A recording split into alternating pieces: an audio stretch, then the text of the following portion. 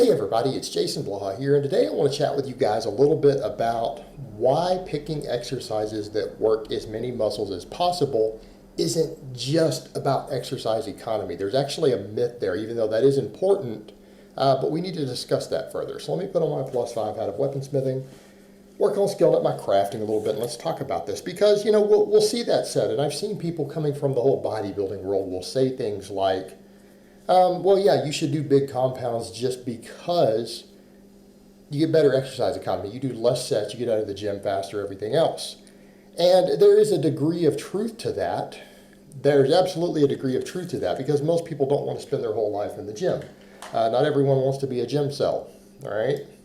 So there is that aspect. And what they will basically break down is that, obviously, you could take something like a bench press or a weighted dip or any of these big compound movements that work the pecs, the front delts, the triceps, and you could get out of the gym faster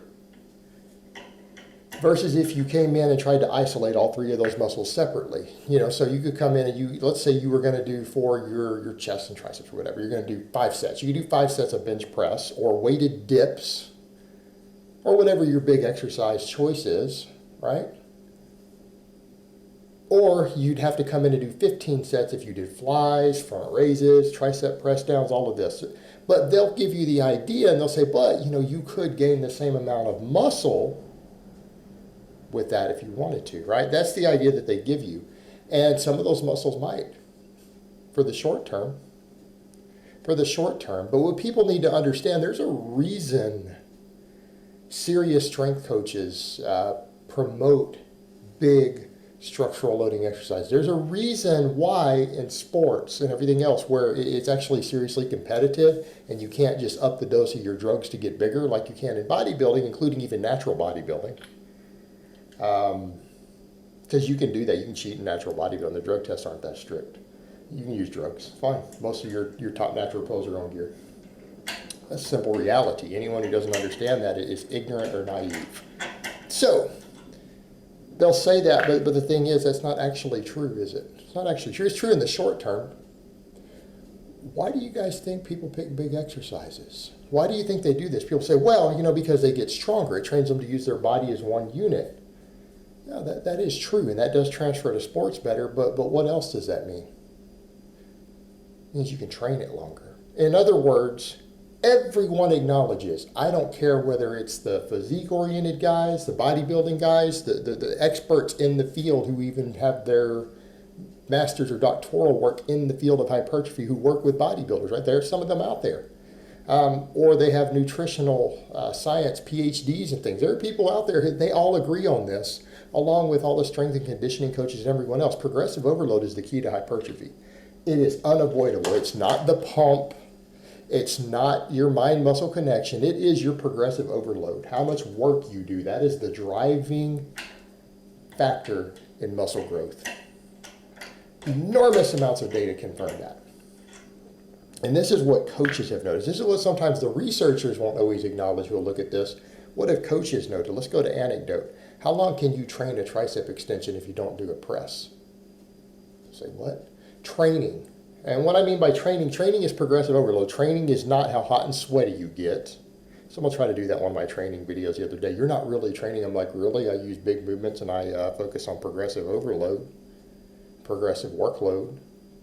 Occasionally even periodize my training. I've run concurrent periodization, everything else. I'm like, well, training is a progression pattern. That's what training is. It's a long-term outcome. In other words, it's planning your progression and your lifts for a long-term improvement so that you can improve. It's not doing random stuff. That's working out. Going in and getting hot and sweaty is working out. It's exercising. Training is planned. If you know where you're trying to get and you have a method in place to get there. You're seeking specific long-term outcomes. How long can you train a tricep press down without any sort of press? Without a bench press, without an overhead press, without a dip, without anything like that thrown in? How long can you train a tricep press down before it stops progressing? 6-8 weeks, right? So it's always interesting when you see studies looking at some of these things where they only study them for 10 weeks or less, like under 10 weeks. Yeah, that's very, very telling because people know that you can't train these movements long term. They won't train. Single joint exercises plateau and stay plateaued. You have to have the multi-joint exercises to continue to make the muscles get stronger and to grow. The more muscles you have involved in an exercise, the longer you can train that exercise before it plateaus. In other words, the training programming is easier. It has to be less complex.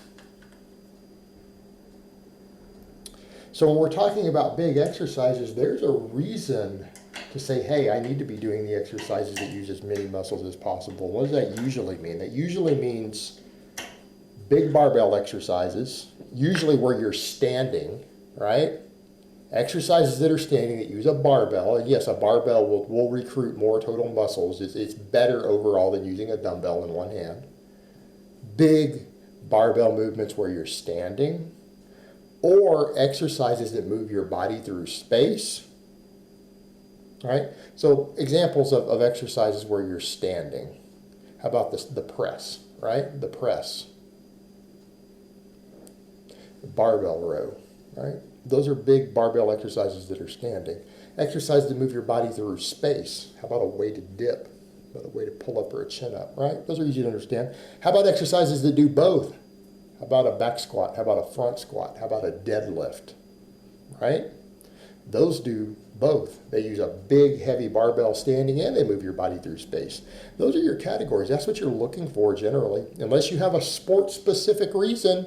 And your sport-specific reason could be you're a physique competitor who has one little tiny muscle that's lagging. Okay, that's still sport-specific. So I think we need to look at it in that context. I would say exceptions to this rule need to be sport-specific in nature. Because if you're trying to get as big and as athletic as you possibly can, picking exercises that utilize the most muscles possible, yes, they're good exercise economy. In fact, if you pick, every exercise you pick is on that list that I just listed, you probably don't need any additional core work. You might not. If you're near your maximum recoverable volume and every single exercise you picked is in that category I just said, I mean, even your core is going to be well developed because every exercise is a core exercise. So you guys see where we're going. It's about exercise economy. Yeah, that matters. But when we're talking about the ability to train that lift in the long term, a weighted dip is trainable longer than a machine dip is, because there are more muscles involved. That any of those muscles adapt or hypertrophy, it improves it, and you have a movement pattern that has a learning curve to it. So again, movement pattern-based exercises that involve very, very large amounts of muscle mass are more trainable. You can sustain progress longer. Therefore, they have the most potential for overall athleticism, because again, they involve that full body component. The more athletic component actually usually makes an exercise more trainable as well, as far as something that practice will actually improve you at it. And if you improve at it, your overload increases, you continue to gain strength and muscle mass. Right? So that's what we're talking about here. We're talking about training outcomes. We're not just talking about, hey, can I get out of the gym in an hour instead of an hour and a half, right? We're not just talking about that. We're talking about long-term training outcomes. Now, we could talk about tendonitis and other stuff too, but that's another topic. But this is what we're dealing with, the ability to program effectively for these lifts in the long term. You can't do that as easily with smaller movements. In fact, it's pretty much impossible with smaller movements by themselves. If you don't combine them with a big multi-joint exercise, you can't train them at all. They will completely stagnate and stall for years at a time. All right, guys, but that's really all I have to say on that today. I hope it's been informative, and I will talk to you guys next time.